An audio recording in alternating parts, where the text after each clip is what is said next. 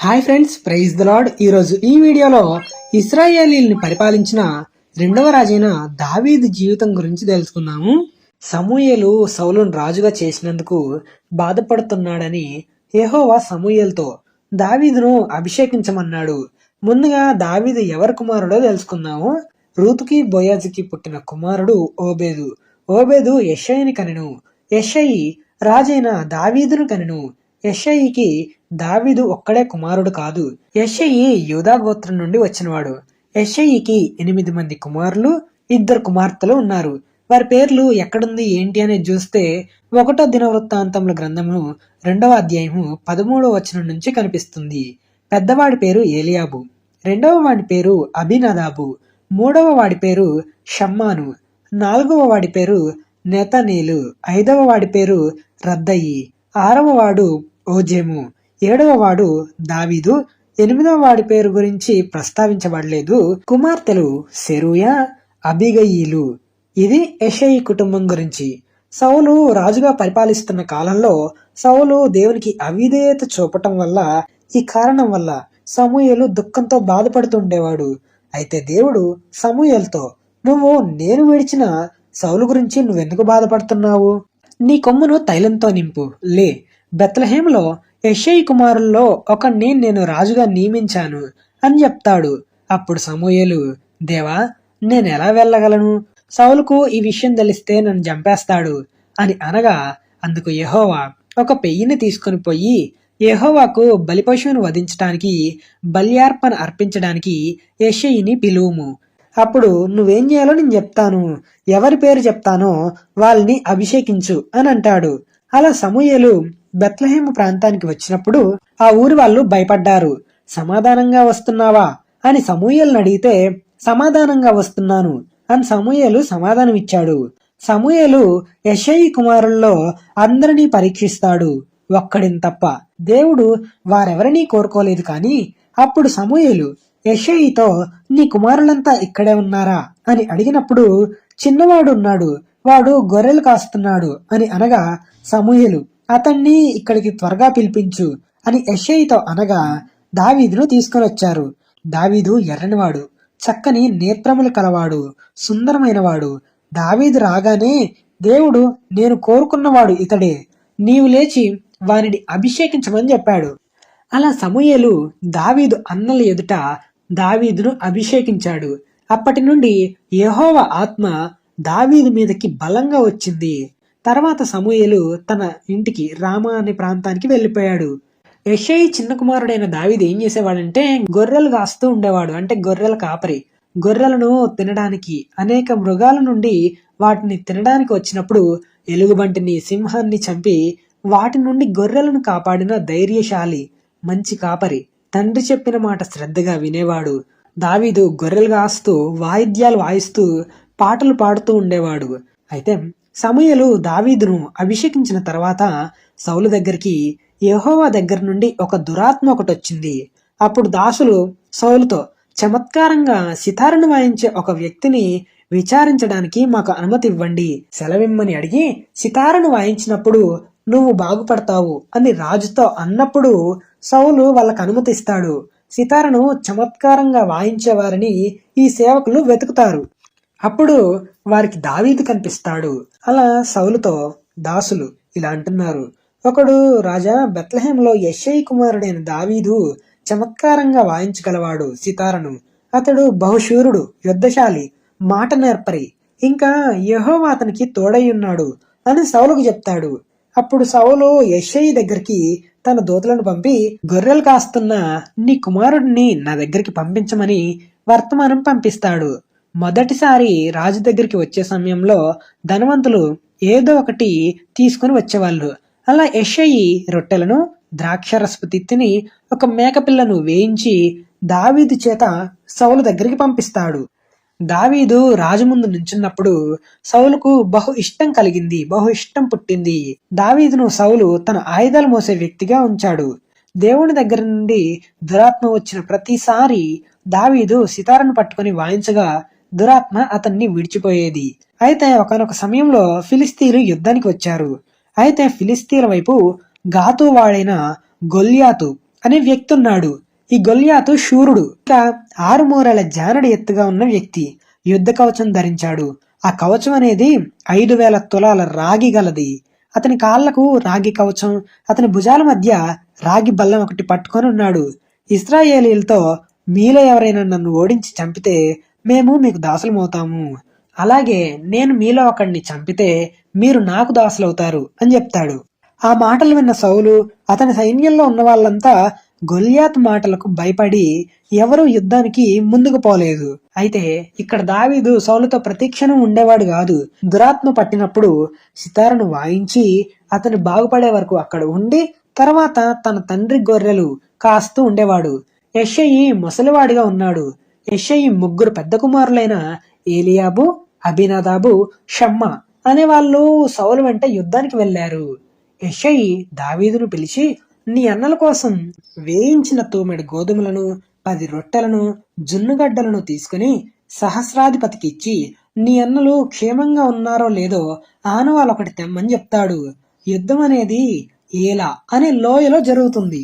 అయితే దావీదు ఉదయాన్నే లేచి ఒక కాపరికి తాను కాసే గొర్రెలను అప్పగించి తన తండ్రి చెప్పిన మాటలను శ్రద్ధగా విని తన అన్నల దగ్గరికి అవి తీసుకొని వెళ్తాడు. అలా అన్నల దగ్గరికి వెళ్లి అంటే సైన్యంలోకి ప్రవేశిస్తాడు. గొల్యాతు చెప్తున్న మాటలు కూడా వింటున్నాడు ఈ దావీదు. సైన్యంలోకి దూరిపోయాడు. సౌలు గొల్యాతును చంపిన వాళ్ళకి తన కూతురునిచ్చి పెళ్లి చేస్తానని, ఐశ్వర్యం ఇస్తానని, వారి తండ్రి ఇంటి వారిని ఇశ్రాయేలీలలో స్వతంత్రులుగా చేస్తానని చెప్పాడు. అందుకు దావీదు, జీవము గల దేవుని సైన్యములను తిరస్కరించుటకు ఈ సున్నతి లేని ఫిలిస్తీయుడు ఎంతటివాడు, వాణ్ణి చంపితే బహుమతి ఏంటి అని సైనికుని అడిగినప్పుడు బహుమానం గురించి చెప్తాడు. అందుకు దావీదు, నేను చంపుతాను అని ముందుకొస్తాడు అని సైనికులతో అన్నప్పుడు ఈ మాట దావీదు పెద్దన్నైన ఏలియాబు వింటాడు. ఏలియాబుకు దావీదు మీద కోపం వస్తుంది. ఇలా అంటున్నాడు, నువ్వెందుకు వచ్చావు ఇక్కడికి? నీ గొర్రెలు ఎవరు వశం చేశావు? నీ గర్వం, నీ చెడుతనం నేను ఎరుగుదును. నువ్వు యుద్ధం చూడడానికి కదా వచ్చింది అన్నప్పుడు దావీదు, నేనేం చేశానన్నా?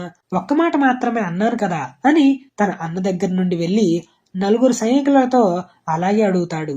అలా తన అన్న చెప్పిన విధంగానే వాళ్ళు కూడా చెప్తారు. ఒకరి నుంచి ఒకరికి చివరికి ఈ విషయం సౌలుకు తెలుస్తుంది. సౌలుకు చెప్తారు. అప్పుడు సౌలు దావీదును పిలిపిస్తాడు. దావీదును నేను యుద్ధం చేస్తాను అని అనగానే పిలిపించలేదు. ఇలా చాలా సమయం పట్టింది. ఇలా సమాచారం అందిన తర్వాత పిలిపించారు. దావీదు రాజుతో, రాజా, నేను ఫిలిస్తీన్తో యుద్ధం చేస్తాను అని అన్నప్పుడు సౌలు, ఫిలిస్తీన్ని ఎదుర్కొని పోట్లాడడానికి నీకు బలం చాలదు, నువ్వు ఇంకా బాలుడు, బాల్యం నుండి నువ్వు యుద్ధం నేర్చుకున్న వాడివి కూడా కాదు అని అంటాడు. అందుకు దావీదు, రాజా, నా తండ్రి గొర్రెలు కాస్తుండగా సింహం ఇంకా ఎలుగుబంటి ఒకసారి గొర్రె పిల్లల్ని ఎత్తుకొని పోతుండగా నేను దానిని తరిమి చంపి దాని నోటి నుండి ఆ గొర్రెను విడిపించాను. అది నా మీదకి వచ్చినప్పుడు దాని గడ్డం పట్టుకొని దాన్ని కొట్టి చంపానని చెప్తాడు. నీ దాసుడనైన నేను సింహాన్ని ఎలుగుబంటిని చంపాను.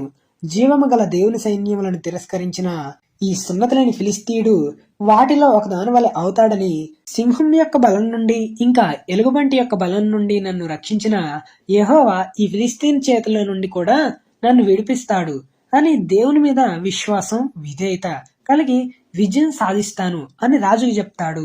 ఈ మాటలు వింటుంటే ధైర్యం లేని వాళ్ళకు కూడా ధైర్యం కలిగేలా దావీదు మాట్లాడుతున్నాడు.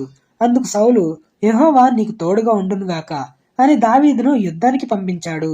సౌలు యుద్ధం చేసేటప్పుడు ధరించే యుద్ధ వస్త్రాలన్నీ దావీదుకు ధరింపజేస్తాడు. కానీ అవి దావీదుకు వాడుకలో లేవు, అంటే అలవాటు లేవు. అయితే వీటితో వెళ్ళలేనని సౌలుతో చెప్పి వాటిని తీసేసి దావీదు కర్ర చేత పట్టుకొని ఏటిలోయలో నుండి 5 నున్నని రాళ్లను ఏరుకొని చిక్కంలో ఉంచుకున్నాడు.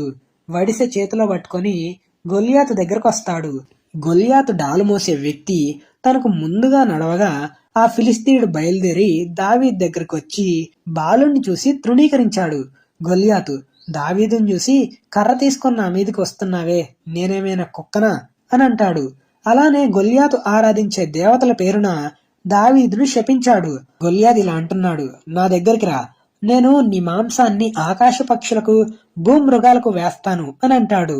అందుకు దావీదు, యెహోవా పేరట నేను నీ మీదకి వస్తున్నాను, యెహోవా నిన్ను నా చేతికి అప్పగిస్తాడు, నేను నిన్ను చంపి నీ తల నరికేస్తాను అని ఇశ్రాయేలీలలో దేవుడున్నాడని లోక నివాసులందరూ తెలుసుకునేలా ఈ రోజున ఫిలిస్తీన్ల యొక్క కళేబరాలు ఆకాశ పక్షులకు మృగాలకు వేస్తాను అని చెప్తాడు. యెహోవా కత్తి చేతను ఈట చేతను రక్షించేవాడు కాదని ఈ దండువారు తెలుసుకుంటారు అని యుద్ధం యెహోవాదే, ఆయన మిమ్మల్ని నా చేతికి అప్పగిస్తాడని చెప్తాడు.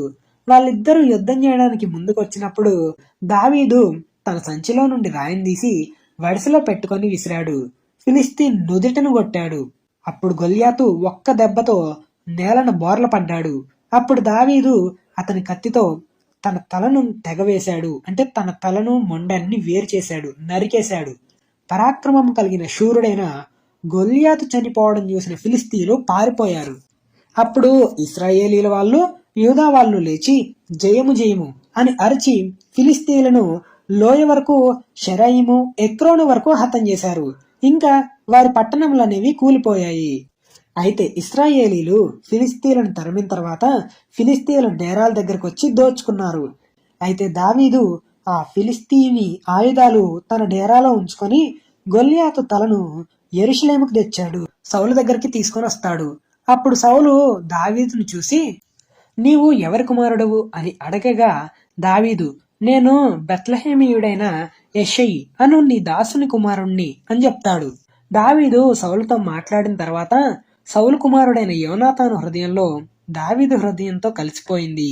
అలా వారిద్దరూ ప్రాణ స్నేహితులుగా, ప్రాణమిత్రులుగా భావించారనమాట.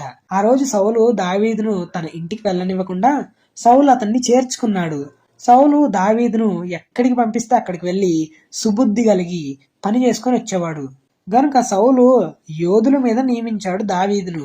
దావీదు సౌలు దృష్టికి, జనులందరి దృష్టికి, సేవకుల దృష్టికి దావీదు అనుకూలంగా ఉండేవాడు.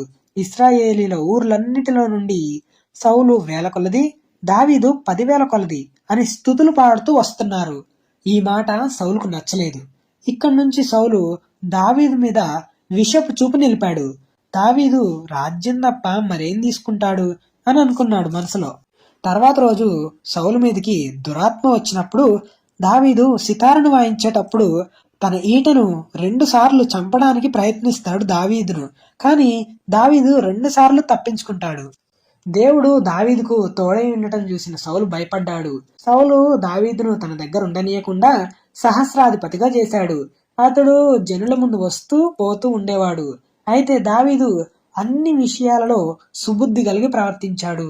యెహోవా దావీదుకు తోడై ఉన్నాడు. సౌలు దావీదును చూసి సుబుద్ధి గలవాడై ప్రవర్తించడం చూసి భయపడ్డాడు.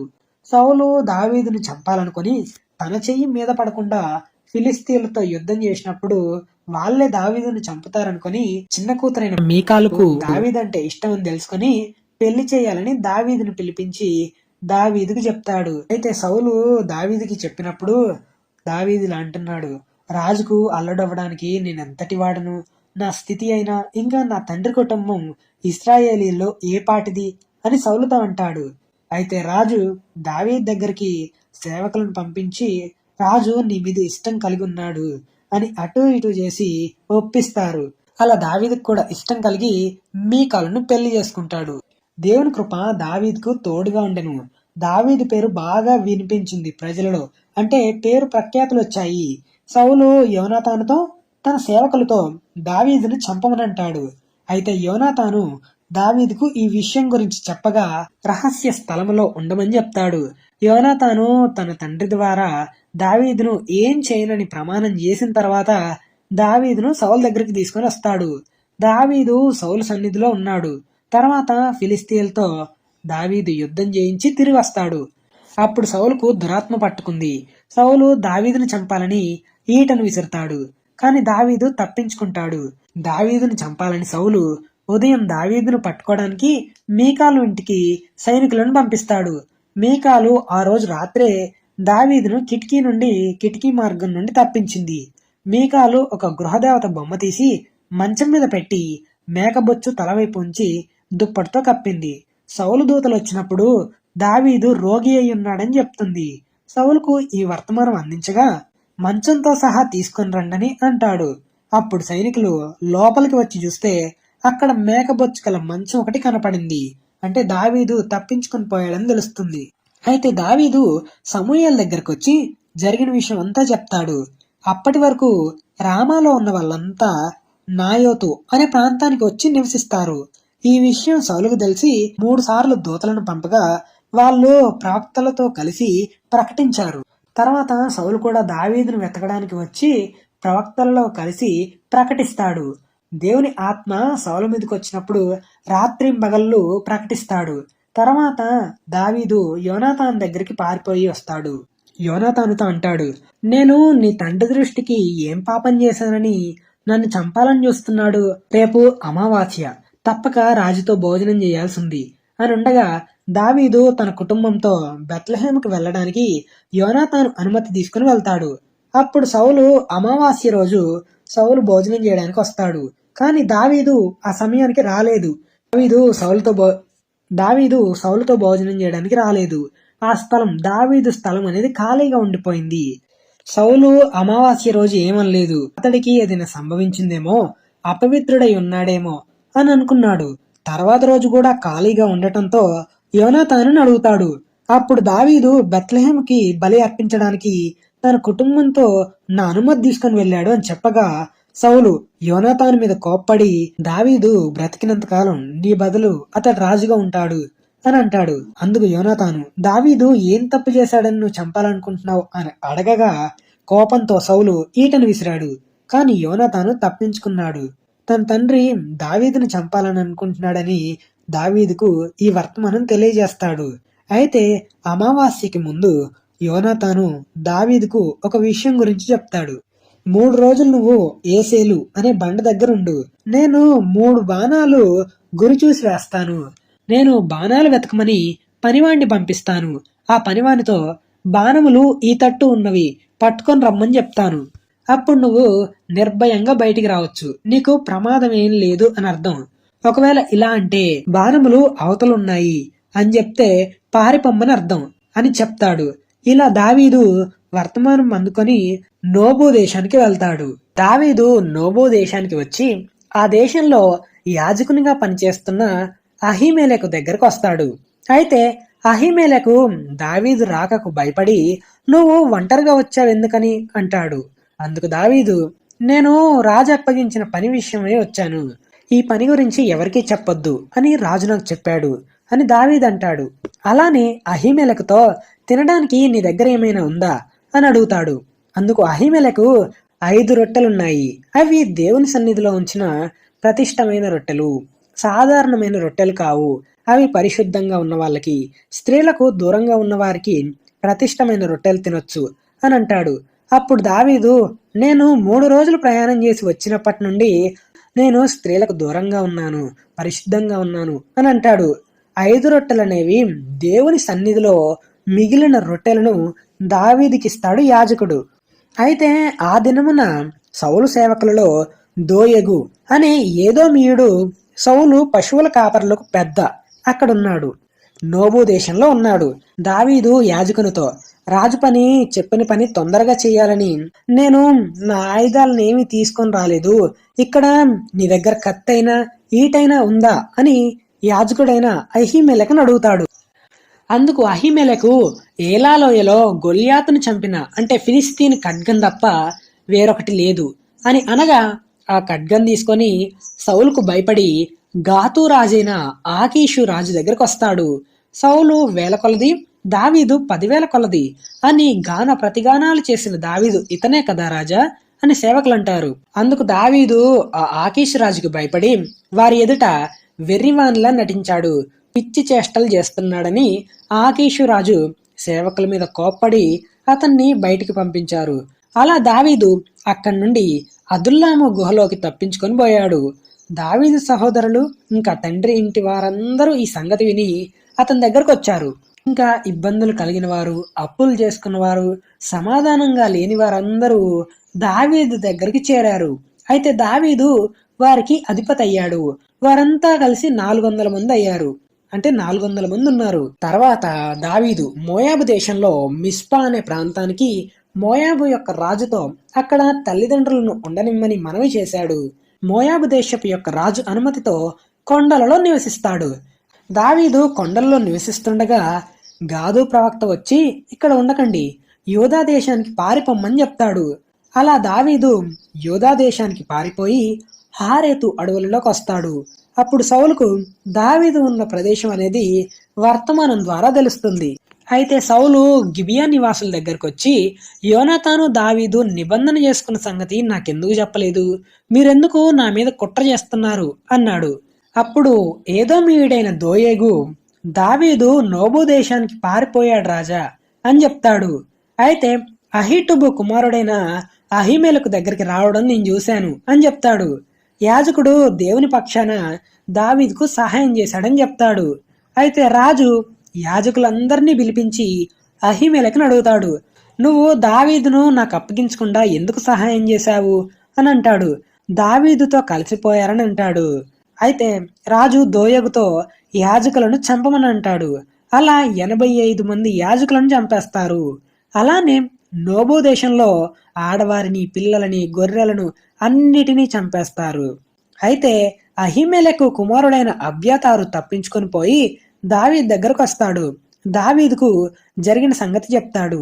అయితే దావీదు అందుకిలా అంటున్నాడు, ఆ రోజు నేను దోయేగును చూశాను, సౌలుకు చెప్తాడని అనుకున్నాను, కానీ నీ తండ్రి ఇంటి వారి మీదకి మరణం రప్పించడానికి కారణమయ్యాను.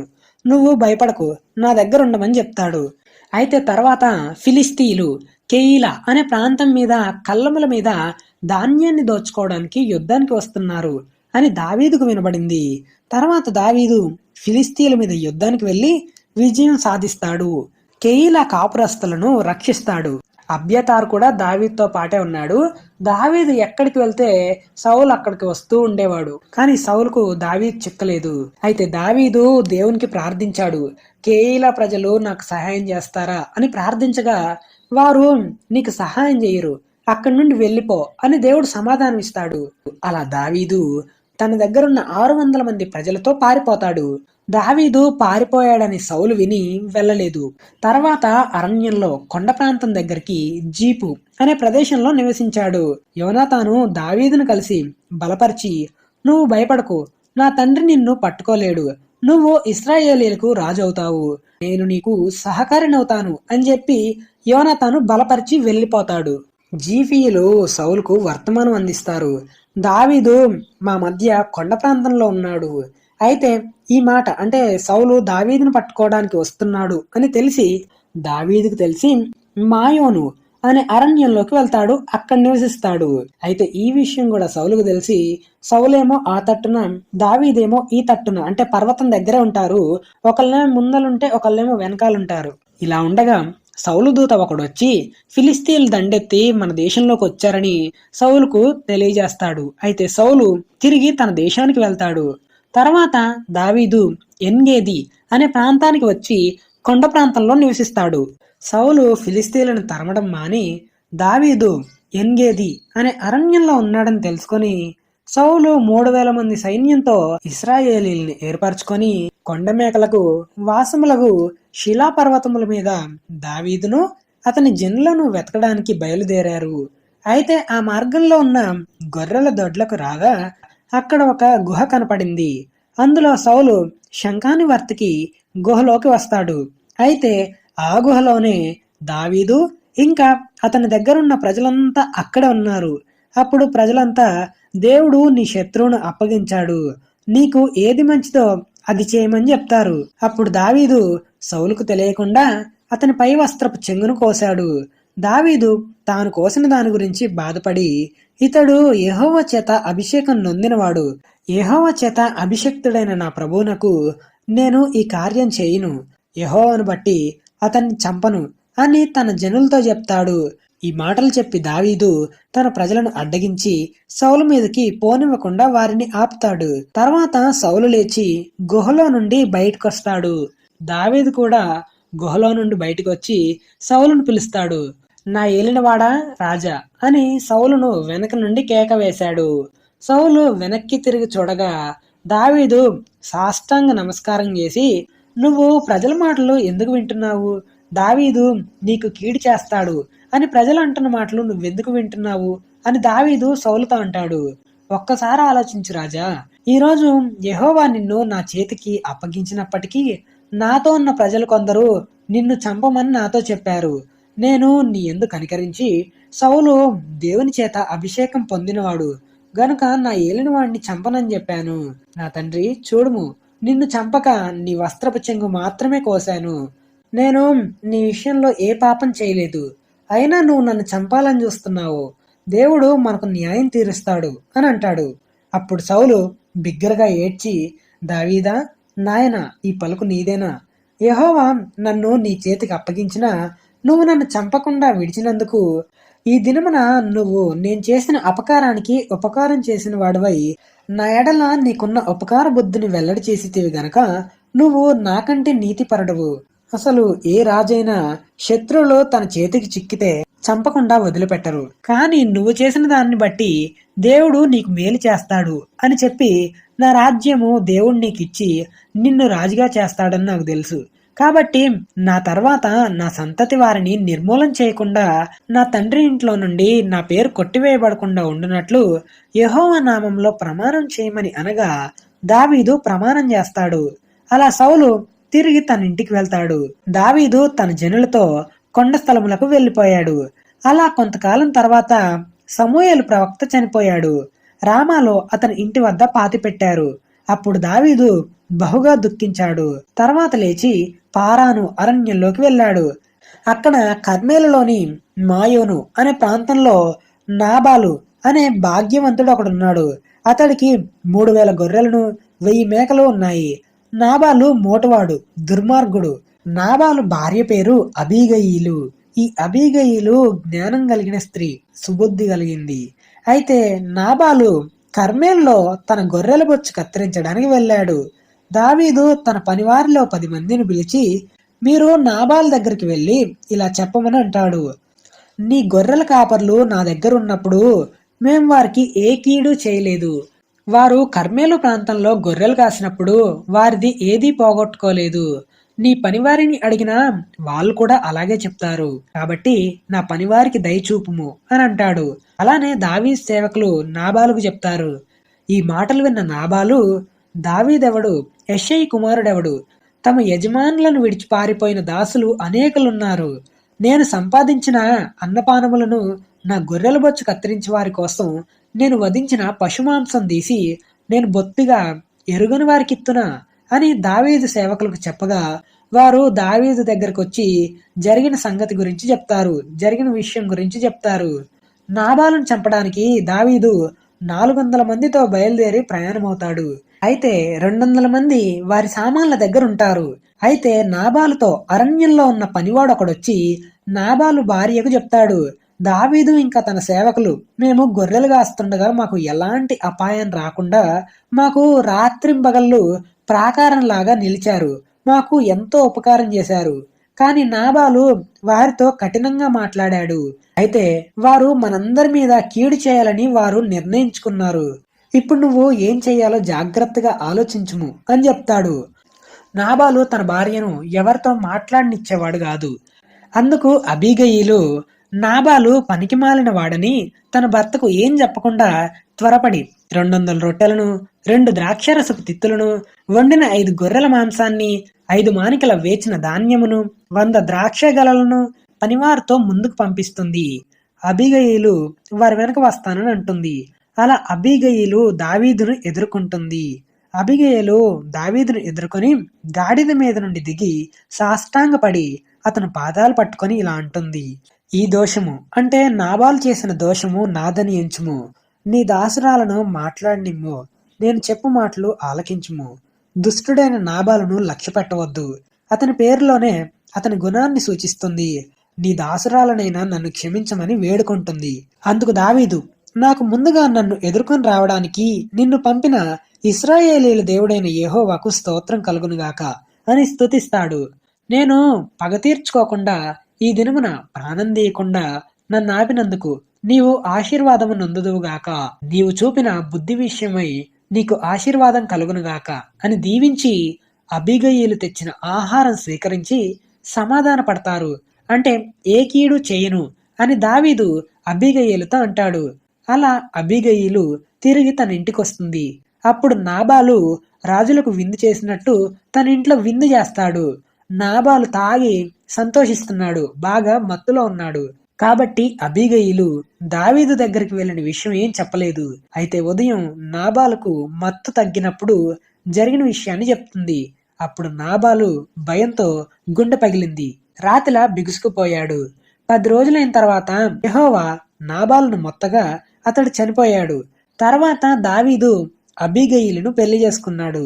తర్వాత యెజ్రెయేలు స్త్రీ అయిన అహీనోయము అనే స్త్రీని పెళ్లి చేసుకున్నాడు. నాబాలు గురించి 1 సమూయేలు గ్రంథం 25వ అధ్యాయంలో కనిపిస్తుంది. ఇలా అబీగయీలును పెళ్లి చేసుకున్నాడు అనే విషయం 1 సమూయేలు 25వ అధ్యాయం 42-43 వచనంలో కనిపిస్తుంది. ఇలా 2 భార్యలుండగా మొదటి భార్య అయిన మీకాలును సౌలు పల్తీయేలను గల్లీము వాడైన లాయిషు కుమారునికి ఇచ్చి పెళ్లి చేశాడు. జిఫీయులు సౌలు దగ్గరకు వచ్చి దావీదు యోషీమోను ఎదుట హకీల మన్యంలో దాగి ఉన్నాడని తెలియజేశారు. అలా సౌలు 3000 మంది ఇశ్రాయేలీలను ఏర్పరచుకొని జీపు అరణ్యంలో దావీదును వెతకడానికి వెళ్తారు. దావీదుకు ఈ విషయం తెలిసి దావీదు వేగుల వాళ్ళని పంపి సౌలు నిజంగా వచ్చాడా లేదా అని తెలుసుకుంటాడు.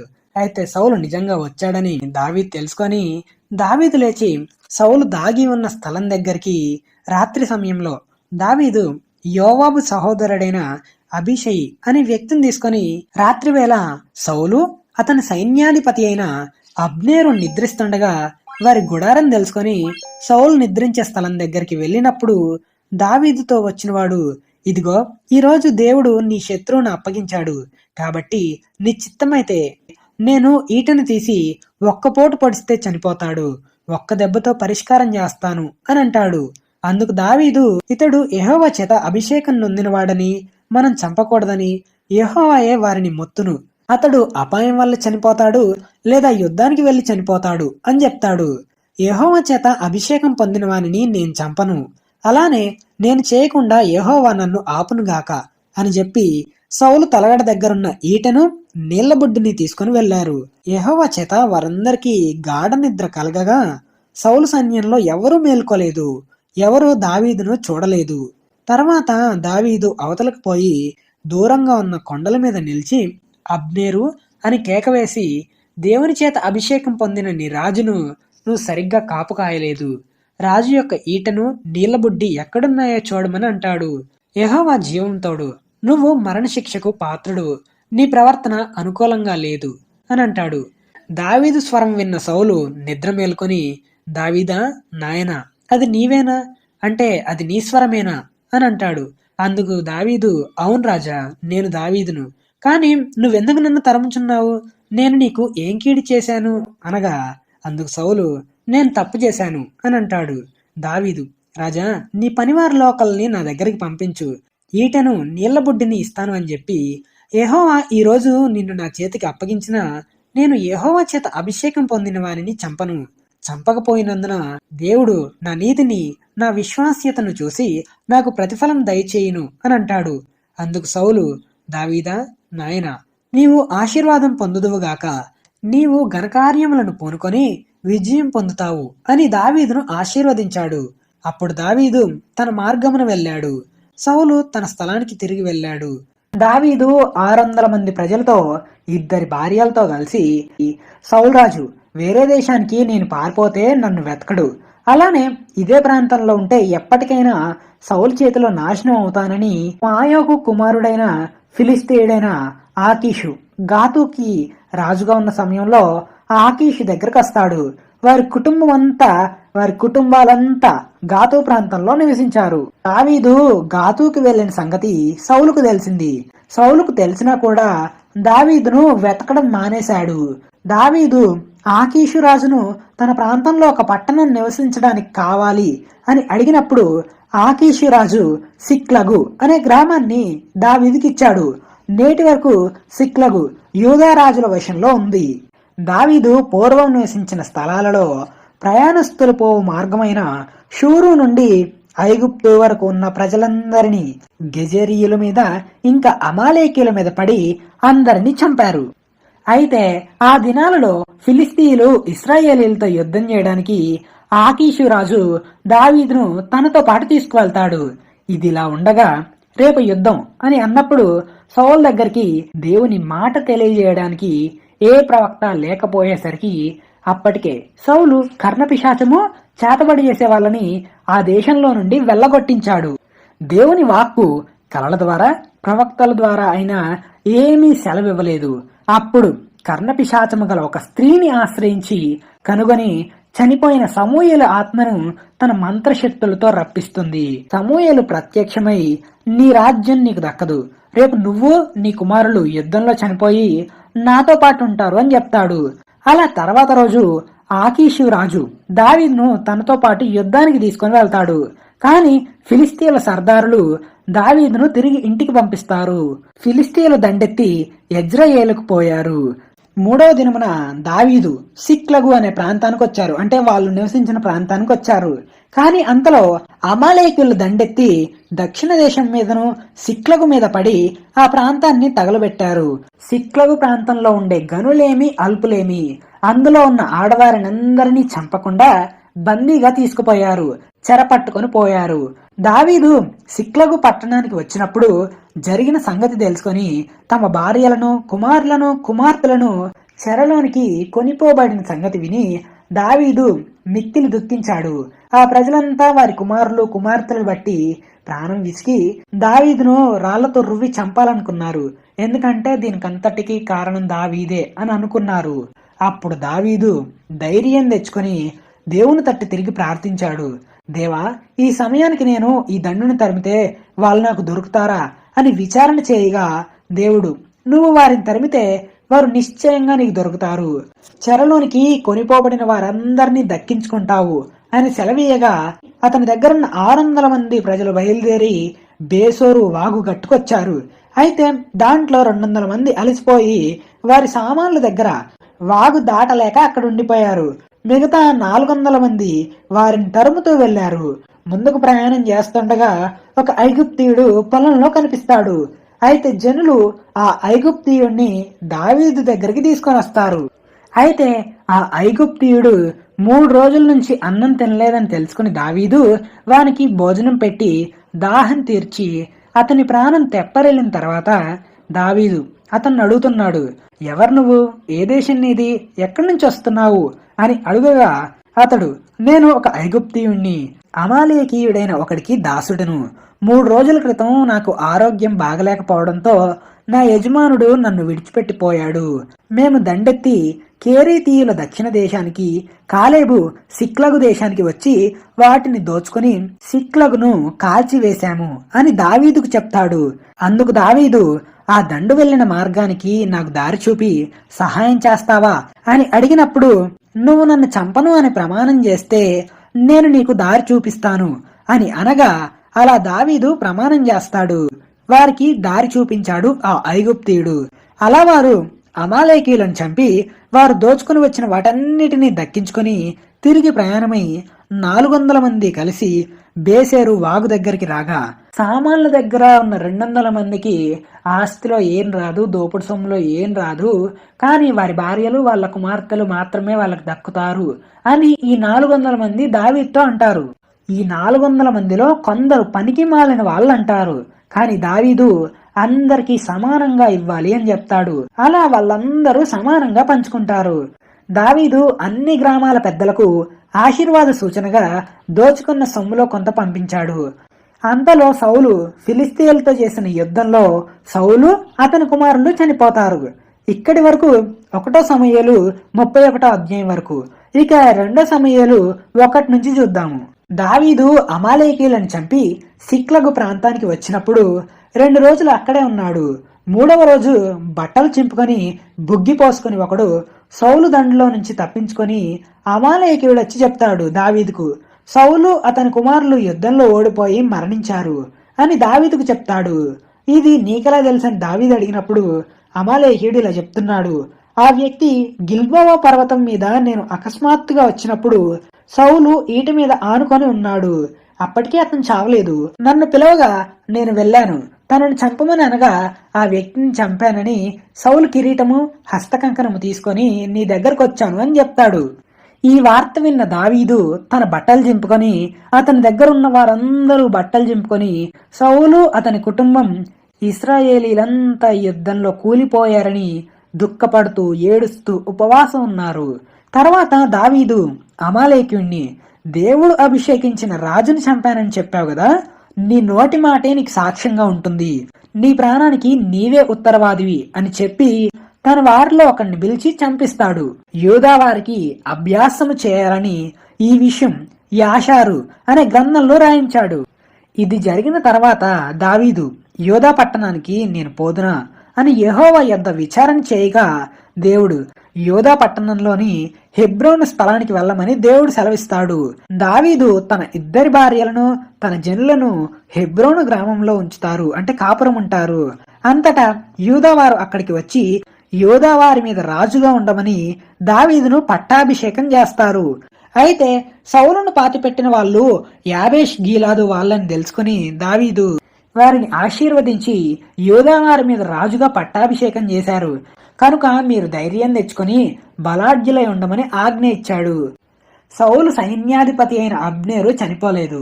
అయితే సౌలుకు మిగిలిన కుమారుడైన ఇష్బోషేతును రాజుగా చేస్తాడు. ఎవరి మీద అంటే గిలాదు వారి మీద, అషరీయుల మీద, ఇజ్రాయేలు మీద, ఎఫ్రాయిమీయుల మీద, బెన్యామీనీయుల మీద, ఇశ్రాయేలీల మీద రాజుగా పట్టాభిషేకం చేశాడు. ఇష్బోషేతు 40 సంవత్సరాల వాడై 2 సంవత్సరాలు పరిపాలించాడు. యోధావారు దావీదు పక్షాన ఉన్నారు. దావీదు హెబ్రోన్లో 7 సంవత్సరాల 6 నెలలు పరిపాలించాడు. అంతలో అబ్నేరు, ఇష్బోషేతు సేవకులు మహానయములో నుండి బయలుదేరి గిబియాకు వస్తారు. సెరూయా కుమారుడైన యోవాబు దావీదు సేవకులతో గిబియాకు వచ్చి వారితో యుద్ధం చేస్తారు. ఆ యుద్ధంలో అషాహేలు చనిపోతాడు, అంటే అబ్నేరు చంపుతాడు. యోవాషు, అభిషై అబ్నేరును తరుముతూ ఉంటారు. అంతలో సూర్యుడు అస్తమించగా యుద్ధాన్ని ఆపేస్తారు. అబ్నేరు మహానయమునకు, యోవాబు హెబ్రోనికి వస్తారు. అషాహేలుని ఎత్తుకుని పోయి బెత్లెహేములో ఉన్న అతని తండ్రి సమాధిలో పాతిపెట్టారు. అయితే సౌలు కుటుంబీకులకు దావీదు కుటుంబీకులకు చాలా కాలం యుద్ధం జరగగా దావీదు అంతకంతకు ప్రబలెను, సౌలు కుటుంబం అంతకంతకు నీరసిల్లెను. హెబ్రోన్ లో దావీదుకు పుట్టిన కుమారులెవరనగా ఈ వాక్యం 2 సమూయేలు 3వ అధ్యాయంలో కనిపిస్తుంది. దావీదుకు 6 మంది భార్యలు, వారికి పుట్టిన కుమారుల గురించి చూద్దాము. జ్యేష్ఠపుత్రుడు అమ్నోను అహీనోయముకు పుట్టాడు. 2వ వాడు కిల్యాబు అబీగయీలుకు పుట్టాడు. 3వ వాడు అబ్షాలోము అల్మయి కుమార్తె అయిన మయక వలన పుట్టాడు. 4వ వాడు అదోనియా హగ్గీతు వలన పుట్టాడు. 5వ వాడు షెఫట్య అబీటాలు వలన పుట్టాడు. 6వ వాడు ఇత్రేయాము యగ్లా వలన పుట్టాడు. ఇలా 6 మంది భార్యలున్నారు. అతనికి పుట్టిన కుమారులు. సౌలు సైన్యాధిపతి అయిన అబ్నేరు సౌలు కుటుంబీకులకు, దావీదు కుటుంబీకులకు యుద్ధం జరిగినప్పుడు అబ్నేరు సౌలు కుటుంబీకులకు బహు సహాయం చేశాడు, బాగా సహాయం చేశాడు. సౌలు చనిపోకముందు సౌలుకు రిస్పా అనే ఒక ఉపపత్ని ఉండేది. ఈ రిస్పా అయ్యా అనే వ్యక్తి యొక్క కుమార్తె. అయితే ఇష్బోషేతు అబ్నేర్తో, నా తండ్రి యొక్క ఉపపత్నితో నువ్వెందుకు కూడితివి అని అంటాడు. అందుకు అబ్నేరు ఈ మాటకు బాగా కోపం వచ్చి, నిన్ను దావీదు చేతికి అప్పగించకుండా నీ తండ్రి అయిన సౌలు ఇంటి వారికి, అతని సహోదరులకు, స్నేహితులకు ఈ రోజు వరకు మీకు ఉపకారం చేశాను. నన్ను యోధావారికి చేరిన కుక్కతో సమానుడిగా చేసి ఈరోజు స్త్రీని బట్టి నేరం మోపుతావా అని అంటాడు. సౌలు రాజ్యాన్ని దావీదుకు అప్పగిస్తానని ఇష్బోషేతుకు చెప్తాడు. అందుకు ఇష్బోషేతు అబ్నేరుకు భయపడి ఏ మాట పలకలేకపోయాడు, అంటే ఏం చెప్పలేకపోయాడు. అయితే అబ్నేరు తన తరపున దావీదు దగ్గరికి దూతలను పంపి, నీవు నాతో నిబంధన చేసిన యెడల నేను నీకు సహాయం చేస్తానని, ఇశ్రాయేలీల వాళ్ళందరినీ నీ తట్టు తిప్పుతానని వర్తమానం పంపిస్తాడు. అయితే దావీదు ఆ నిబంధనకు ఒప్పుకొని ఒక షరతు పెడతాడు. నేను పెళ్లి చేసుకున్న మీకాలు నువ్వు నా దగ్గరకు వచ్చే సమయంలో నాకు అప్పగించు లేదా తీసుకొని రమ్మని చెప్తాడు. అయితే అదే వర్తమానం మళ్ళీ ఇష్బోషేతు దగ్గరికి పంపిస్తాడు, మీకాలను అప్పగించమని. అయితే సౌలు బ్రతికిన కాలంలో దావీదు మీద కోపంతో మీకాలును లాయిషు కుమారుడైన పల్తీయేలుకిచ్చి పెళ్లి చేస్తాడు. అయితే రాజుగా ఉన్న ఇష్బోషేతు పల్తీయేలు దగ్గర నుండి మీకాలను పిలిపిస్తారు. అయితే పల్తీయేలు కూడా మీకాల వెనక వస్తాడు. అప్పుడు సైన్యాధిపతి అయిన అబ్నేరు పల్తీయేలును తిరిగి ఇంటికి వెళ్ళమని అనగా తిరిగి బాధతో ఇంటికి వెళ్లిపోతాడు. అంతలో అబ్నేరు ఇశ్రాయేలీల వాళ్ళలో పెద్దల్ని పిలిపించి, దావీదు మనకు రాజుగా చేయమని అడిగారు కదా ఇంతకు ముందు, అలా అందరి ఇష్ట ప్రకారం దావీద్ దగ్గరికి 20 మందిని వెంటబెట్టుకొని అబ్నేరు దావీద్ దగ్గరికి రాగా మంచి విందు చేస్తాడు దావీదు. ఆ విందు తర్వాత సమాధానంగా అబ్నేరు వెళ్లిపోతాడు. తర్వాత దావీదు సేవకులు ఇంకా యోవాబు బందిపోటు నుండి దోచుకున్న దోపుడు సొమ్ము దావీదు దగ్గరికి హెబ్రోనికి తెస్తారు. అయితే ఆ సమయంలో అబ్నేరు దావీదు సన్నిధిలో లేడు. యోవాబు అబ్నేరు వచ్చి సమాధానంగా వెళ్ళాడని తెలుసుకొని యోవాబు రాజైన దావీదు దగ్గరకు వచ్చి, నువ్వేం చేసావు రాజా? అబ్నేరు నీ రాకపోకలన్నిటినీ నువ్వు చేసే పనులన్నిటినీ తెలుసుకోవడానికి వచ్చాడని చెప్పి యోవాబు దావీదు దగ్గర నుండి బయటకు వచ్చి అబ్నేరును పిలిపించడానికి దూతలను పంపాడు. వారు వెళ్లి అబ్నేరును సిరా అనే బావి దగ్గర నుండి హెబ్రోనుకు తీసుకుని వచ్చారు. కానీ ఈ విషయం దావీదుకు తెలియదు. యోవాబుకు అతని దూతలకు తప్ప మరెవ్వరికి తెలియదు. యోవాబు అబ్నేర్తో ఏకాంతంగా మాట్లాడాలని పిలిచి యోవాబు సహోదరుడైన అషాహేలును చంపినందుకు యోవాబు అబ్నేరును కత్తితో పొడిచి చంపాడు. ఈ సమాచారం దావీదుకు వినబడినప్పుడు అప్పుడు ఇలా అనుకుంటున్నాడు, నేను నా రాజ్యం అనేది అబ్నేరు ప్రాణం తీయలేదు కాబట్టి యెహోవా సన్నిధిలో మేము నిరపరాధులము అని మనసులో అనుకుంటాడు. ఈ దోషం అనేది యోవాబు అతని తండ్రి ఇంటి మీదకి వస్తుందన్నాడు. అబ్నేరును హెబ్రోన్లో పాతిపెట్టారు. దావీదు రాజు అబ్నేరును హెబ్రోనులో పాతిపెట్టారు. దావీదు రాజు అబ్నేరు సమాధి దగ్గర ఏడ్చాడు. ప్రజలందరూ కూడా ఏడ్చారు. ఈ సంగతి సౌలు కుమారుడైన ఇష్బోషెతు విని అధైర్యపడ్డాడు. సౌలు కుమారునికి సైన్యాధిపతులున్నారు. వారిలో ఒకని పేరు బయానా, రెండవ వాని పేరు రేకాబు. వీరు బెన్యామీనీయులకు చేరిన బెయోరతీయుడైన రిమ్మోను కుమారులు. అయితే బెయోరతీయులు దిత్తయిము అనే ప్రాంతానికి పారిపోయి నేటి వరకు అక్కడే కాపురమున్నారు. యోనాతానుకు ఒక కొడుకున్నాడు. సౌలు గురించి యోనాతాను గురించి వర్తమానం వచ్చినప్పుడు అతనికి 5 సంవత్సరాల వయసు. వాని దాది అతన్ని ఎత్తుకుని పరుగు పరుగున పారిపోతుండగా వాడు పడి కుంటివాడయ్యాడు. అతని పేరు మెఫీబోషీతు.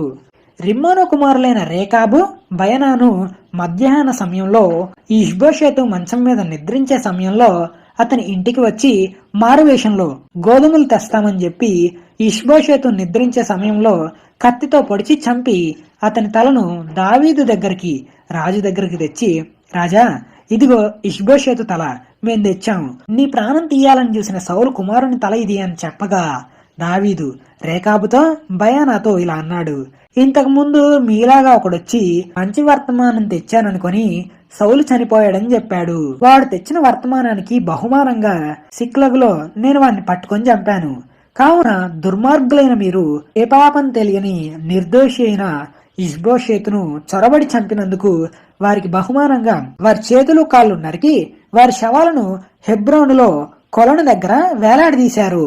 తర్వాత ఇష్బోషేతు తలను హెబ్రోనులో అబ్నేరు సమాధిలో పాతిపెట్టారు. ఇష్బోషేతును అతని తలను అబ్నేరు సమాధిలో పాతిపెట్టిన తర్వాత ఇశ్రాయేలీలు దావీదును వారి మీద రాజుగా ఏలడానికి అభిషేకించారు. దావీదు 37 సంవత్సరాలు గలవాడై 40 సంవత్సరాలు పరిపాలించాడు. హెబ్రోనులో యూదా వారిని 7 సంవత్సరాల 6 నెలలు పరిపాలించాడు. ఇశ్రాయేలీలు యూదా వాళ్ళందరినీ 33 సంవత్సరాలు పరిపాలించాడు. ఆ సమయంలో యెరూషలేములో పూర్వం యోబూసీయులు నివసించేవాళ్ళు. యోబూసీయులు దావీదును అవమానిస్తారు.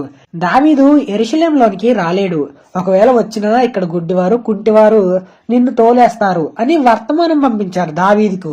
అయితే దావీదు వారి మీద యుద్ధానికి వెళ్లి వారిని చంపి దావీదు పురము అనబడిన సియోను కోటను దావీదు స్వాధీనపరుచుకున్నాడు. దావీదు ఆ కోటలో నివసించి దానికి దావీదు పురము అని పేరు పెట్టాడు. మిల్లో నుండి దిగువ వరకు దావీదు ఒక ప్రాకారం కట్టించాడు. దావీదు అంతకంతకు వర్ధిల్లాడు. సైన్యములకు అధిపతి అయిన యెహోవా అతనికి తోడుగా ఉన్నాడు. తూరు రాజు దావీదు కోసం ఒక నగరాన్ని కట్టించాడు. దావీదు హెబ్రోన్ నుండి వచ్చిన తర్వాత యెరూషలేములో అనేక మంది ఉపపత్నులను చేసుకున్నాడు. యెరూషలేములో వాళ్ళకి పుట్టిన వాళ్ళు ఎవరనగా ఈ వాక్యం అనేది 2 సమూయేలు గ్రంథం 5వ అధ్యాయం 14వ వచనం నుండి కనిపిస్తుంది. షమ్మూయ, షోబాబు, నాతాను, సొలొమోను, ఈబారు, ఎలీషువ, నెపెగు, యాఫియా, ఎలీషామా, ఎల్యాదా, ఎలిపెలెటు అనే వాళ్ళు జన్మించారు. దావీదును ఇశ్రాయేలీయులకు రాజుగా అభిషేకం చేశారని ఫిలిస్తీన్లందరూ దావీదుతో యుద్ధం చేయడానికి వస్తారు. అయితే దావీదు ఈ వార్త విని ప్రాకార స్థలానికి వెళ్లి దేవుని ఎదుట విచారణ చేశాడు. అయితే విచారణ చేయగా దేవుడు యుద్ధానికి వెళ్ళమని సెలవిస్తాడు. అలా దావీదు ఫిలిస్తీన్ల మీద యుద్ధానికి వెళ్లి హతం చేస్తాడు. అయితే ఫిలిస్తీన్లు మళ్ళీ యుద్ధానికి వస్తారు. అప్పుడు దావీదు దేవుని సన్నిధిలో విచారణ చేయగా దేవుడు, నువ్వు వెళ్ళొద్దు, చుట్టూ తిరిగిపోయి కంబలి చెట్లకు ఎదురుగా ఉన్న వాళ్ళ మీద పడుము. కంబలి చెట్ల కొనల చప్పుడు వినగానే ఫిలిస్తీన్లను హతం చేయడానికి యెహోవా బయలుదేరుతున్నాడు గనక నువ్వు త్వరగా బయలుదేరమని సెలవిచ్చాడు. దావీదు యెహోవా ఆజ్ఞాపించిన ప్రకారము ఫిలిస్తీన్లను తరిమి హతం చేశాడు. తర్వాత దావీదు 30,000 మంది శూరులను సమకూర్చుకొని దేవుని మందసం గిబియాలో ఉన్న అబీనాదాబు ఇంట్లో నుండి కొత్త బండి ఒకటి ఏర్పరిచి దాంట్లో నడిపిస్తాడు. కొత్త బండి మీదకి ఎక్కించాడు. ఆ బండిని నడిపించిన వాళ్ళు అబీనాదాబు కుమారులైన ఉజ్జాయు, అహియోయును కొత్త బండిని నడిపించారు. మందసం తెస్తుండగా తంబురతోను, సితారతోను, స్వరమండలమన్నిటితో అంటే మ్యూజిక్ వాయించే ఇన్స్ట్రుమెంట్స్ అన్నిటితో ఘనంగా వాయిస్తూ దేవుని ఎదుట నాట్యం చేస్తూ తెస్తున్నారు. అయితే వారు నాకోను కళ్ళము లేదా కీదోను కళ్ళము అనే ప్రాంతం దగ్గరకు వచ్చేసరికి ఎడ్ల కాలు జారి మందసం పడిపోతుండగా ఉజ్జా చేయి చాపి ఆ మందసాన్ని పట్టుకోగానే యెహోవా కోపము ఉజ్జా మీద రగులుకొనెను. ఉజ్జా అక్కడికక్కడే చనిపోయాడు. దీనికి కారణం ఏంటంటే మందసం అనేది ఎవరు చేతులతో పట్టుకోకూడదు. అది కింద పడిపోతున్నా సరే, మందసం కింద పడిపోతున్నా మోతకర్రల సహాయంతో లేపాలి. కానీ ఉజ్జా తెలియక చేసిన పని వల్ల చనిపోయాడు. ఉజ్జా చనిపోయిన స్థలానికి దావీదు పెరెజ్ ఉజ్జా అని పేరు పెట్టాడు. అలానే మందసాన్ని లేవీయులు మాత్రమే మోతకర్రలతో మోయాలి. ఇది లేవియాకాండంలో కనిపిస్తుంది. దావీదు యెహోవాకు భయపడి ఓబేదెదోము ఇంటి దగ్గర ఉంచారు. 3 నెలలు ఓబేదెదోము ఇంట్లో ఉంచగా అతని ఇంటివారు అతనికి కలిగినదంతా యెహోవా ఆశీర్వదించాడని దావీదుకు వినబడింది. దేవుని మందసం ఉండటం వలన ఆశీర్వదించబడ్డాడు అని దావీదు పగడ్బందీగా చాలా జాగ్రత్తగా అన్ని జాగ్రత్తలు తీసుకొని మందసం మోసే వాళ్ళు 6 అడుగుల దూరంలో నడవడం ప్రారంభించారు. అలానే ఎద్దు ఒకటి, క్రొవ్విన దూడను బలిగా వధించాడు.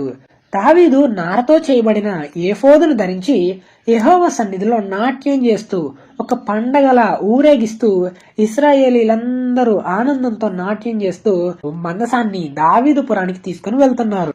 అయితే దావీదు నాట్యం చేస్తున్న విషయం, నాట్యం చేస్తున్నాడని తన భార్య అయిన మీకాలు కిటికీలను చూసి హీనంగా చూసింది.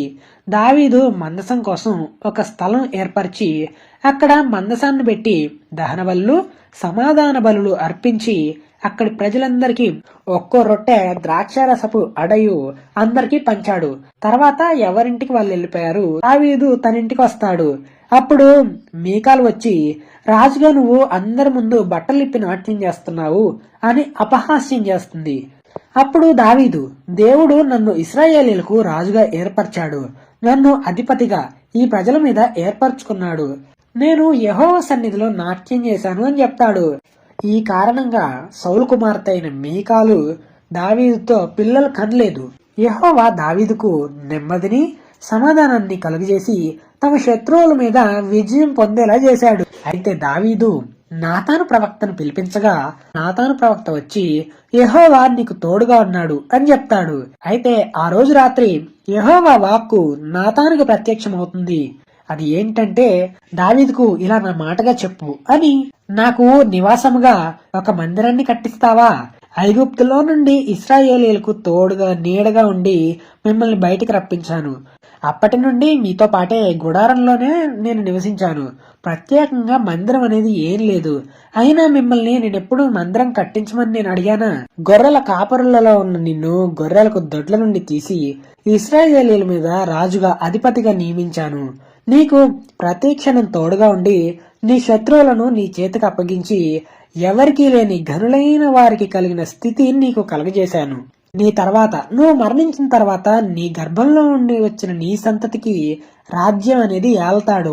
నీ సంతతిని హెచ్చించి అతడు నా ఘనత కొరకు ఒక మందిరాన్ని కట్టిస్తాడు. అతని రాజ్య సింహాసనం నిత్యం స్థిరపరుస్తాను. నేను అతనికి తండ్రినై ఉంటాను, అతను నాకు కుమారుడై ఉంటాడు. అతను పాపం చేస్తే నరుల దండంతోనూ మనుషులకు తగులు దెబ్బలతోనూ అతన్ని శిక్షిస్తాను. నీకు తోడయున్నట్టే నా కృప ఎన్నటికీ వీడదు అని నాతానుకి కలిగిన దర్శనం దావీదు రాజుకి వివరిస్తాడు. అయితే దావీదు దేవుని సన్నిధిలో, దేవా, అసలు ఇంతగా హెచ్చించడానికి నేనెవరినయ్యా అని ప్రార్థించి దేవుని నామాన్ని గొప్ప చేయాలని, నీవు చెప్పిన ప్రతి విషయం చేస్తానని, దయచేసి నీ దాసుడనైన నా కుటుంబం అనేది నిత్యం నీ సన్నిధిలో ఉండేలా ఆశీర్వదించమని ప్రార్థించాడు. అయితే దావీదు ఫిలిస్తీయులను, మోయాబీయులను ఇంకా ఎంతో మంది రాజ్యాల శత్రువుల మీద యుద్ధానికి వెళ్లి విజయం సాధించాడు. అటు తర్వాత దావీదు సౌలు కుటుంబంలో ఎవరైనా ఉన్నారా అని సేవకుల్ని అడగగా, సౌలు కుటుంబానికి సేవకుడైన సిబాయా అనే వ్యక్తి ద్వారా యోనాతాను కుమారుడు ఒకడు కుంటివాడొకడు ఉన్నాడు. అతడు లోదెబారులో అమ్మియోలు కుమారుడైన మాకీరు అనే వ్యక్తి ఇంట్లో ఉన్నాడని చెప్పగా, దావీదు మెఫీబోషేతును అంటే యోనాతాను కుమారుణ్ణి దావీదు దగ్గరికి రప్పిస్తాడు. అప్పుడు మెఫీబోషేతు దావీదుకు సాగిలపడి నమస్కారం చేస్తాడు.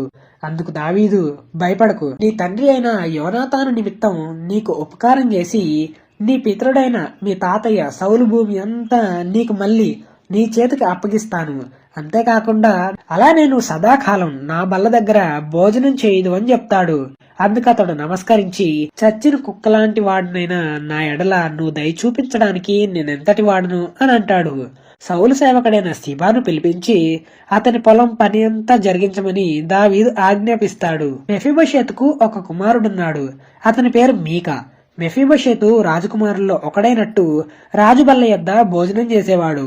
మెఫీబోషెతు కుంటివాడు. అయితే తర్వాత అమ్మోనియుల రాజైన నాహాషు చనిపోగానే అతని కొడుకు హనూను అతని రాజ్యాన్ని ఏలుతున్నాడు. దావీదు రాజుకు నాహాషు రాజు ఉపకారం చేశాడని దావీదు సేవకులు హనూను ఓదార్చడానికి వస్తారు, సమాచారం కూడా తెస్తారు.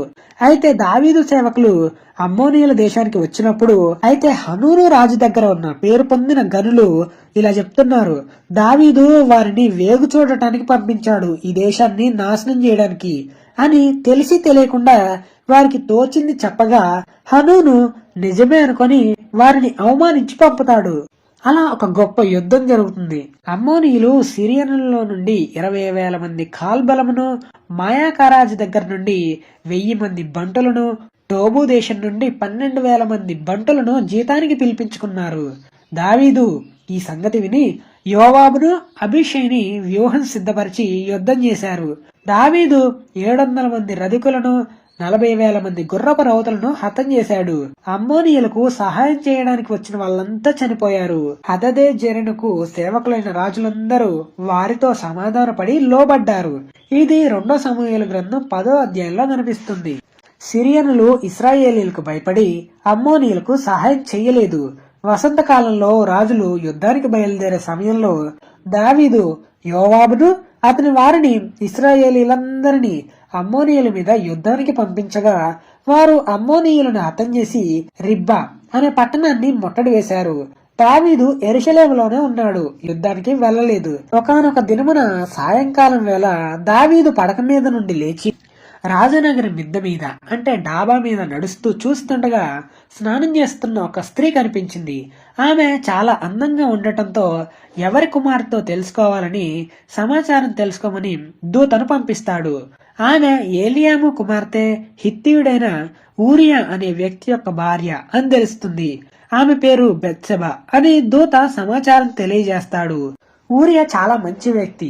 ఈ దావీదు ఉండే రాజ్యంలోనే అతను పనిచేస్తున్నాడు. దావీదు దూతల చేత ఆమెను తన ఇంటి దగ్గరికి రప్పిస్తాడు. అలా దావీదు బెత్సెబాతో పాపం చేస్తాడు. ఆమె అపవిత్రత పోగొట్టుకుని తన ఇంటికి వస్తుంది. బెత్సెబా గర్భవతి అయిందని దావీదుకు వర్తమానం పంపిస్తుంది. అయితే దావీదు తాను పాపం చేసిన విషయం తెలిసిపోతుందని ఊరియాను యుద్ధంలో ముందుండేలా చేసి చంపిస్తాడు. అయితే ప్రతి ఒక్క వ్యక్తి గురించి రాబోయే వీడియోలో క్లియర్ గా చూద్దాము.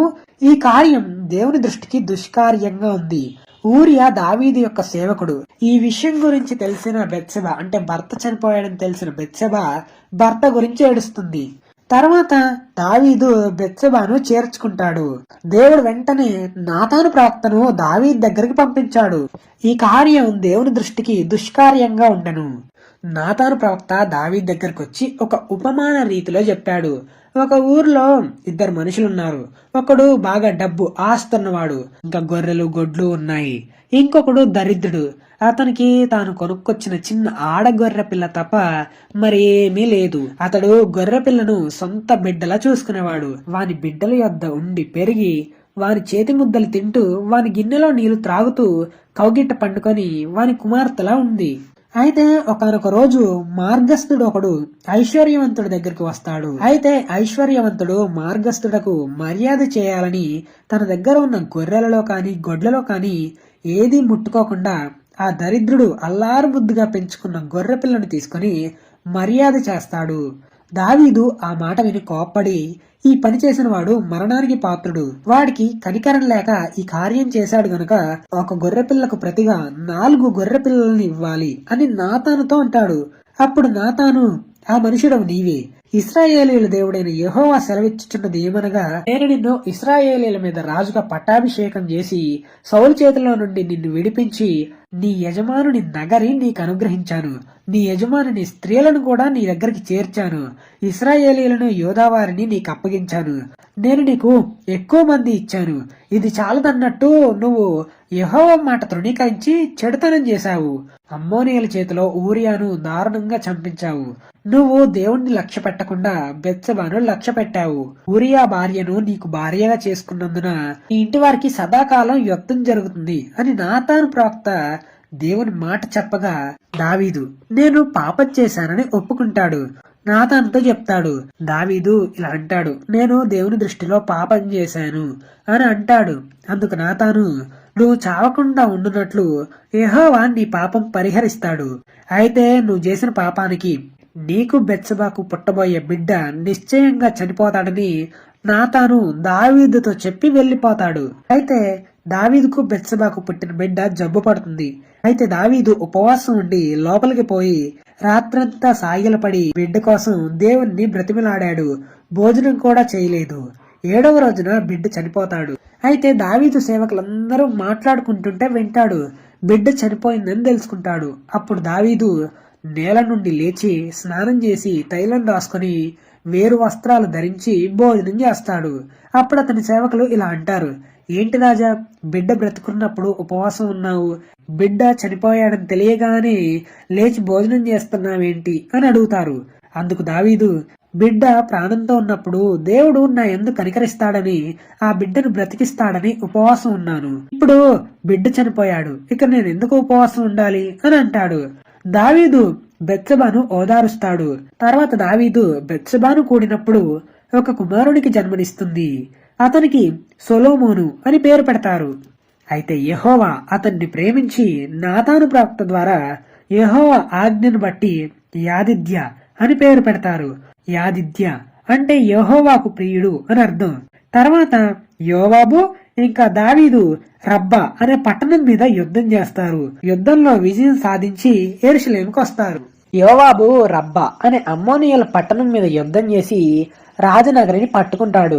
దావీదు దగ్గరికి యోవాబు దూతలను పంపి రబ్బా మీద యుద్ధం చేసి పట్టణం పట్టుకున్నాను. నేను పట్టణానికి నా పేరు పెట్టుకోకుండా ఉండాలంటే నీ సేవకులను సమకూర్చి యుద్ధానికి పంపించమని చెప్తాడు. అలా దావీదు తన సేవకులతో యుద్ధం చేయడానికి వస్తాడు. దావీదు వారి మీద విజయం సాధించి అమ్మోనీయుల రాజు కిరీటం ధరింపజేసి వారు యుద్ధం చేయించి యెరూషలేముకు వచ్చారు. తర్వాత దావీదు కుమారుడైన అబ్షాలోముకి అందమైన చెల్లి ఉంది. ఆమె పేరు తామారు. దావీదు కుమారుడైన అమ్నోను అతని చెల్లిని మోహించాడు. అతనిలోకి పాపం ప్రవేశించింది. అమ్నోను తామారు గురించి ఆలోచిస్తూ చిక్కిపోతున్నాడు. అయితే అమ్నోనుకి యెహోనాదాబు అనే స్నేహితుడు ఒకడున్నాడు. యెహోనాదాబు దావీదు సహోదరుడైన షిమ్యా కుమారుడు. ఈ యెహోనాదాబు బహు కపటం కలవాడు. అయితే యెహోనాదాబు అసలు విషయం తెలుసుకుంటాడు. యెహోనాదాబు మంచివాడు కాదు కాబట్టి చెడ్డ ఆలోచనలతో ఉన్నవాడు. అమ్నోనికి ఒక ఉపాయం చెప్తాడు. మంచిగా కాకుండా చెడ్డ ఉపాయాలు చెప్తాడు.